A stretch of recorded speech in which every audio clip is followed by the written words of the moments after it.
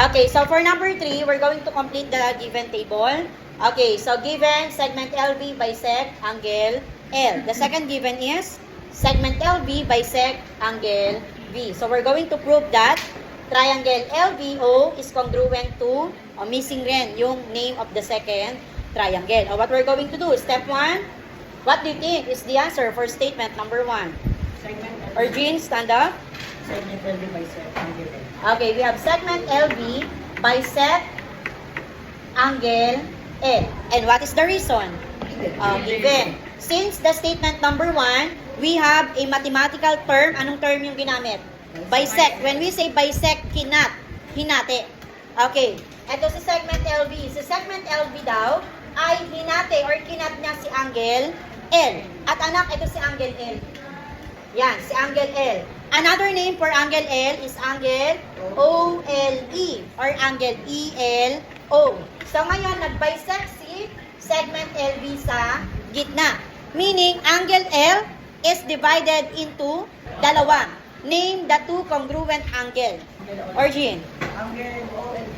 OLB and angle ELB, they are congruent. Now, what do you think is the reason? Jacinto. Okay, very good. Definition of angle bisector.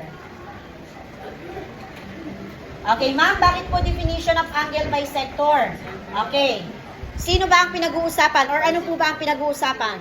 Isang segment at isang angle. Hinati daw anak ni segment LB si angle L. Kaya angle bisector. Tayo papasok. Question. Do you understand? Na-prove na po ba si statement number 1? O if yes na, meron na tayong congruent part. By the way, what part is this? Angle. O, lagyan na rin natin ng markings. Angle OLB and angle ELB are congruent. Now, the second or the third statement is segment LB is congruent to itself. Bakit kaya? Yes or G? Why? Why? Segment LB is congruent to segment LB. Bakit siya nasa statement number 3? Because, what can you say about the two triangles? The two triangles have the same side. And what side? Segment LB. Kaya siya sa statement number 3. Segment LB is congruent to itself. And what property is that? Roberta? That is reflexive property.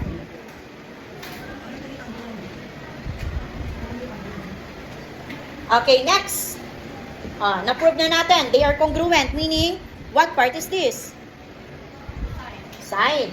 Put a markings na. Next tayo.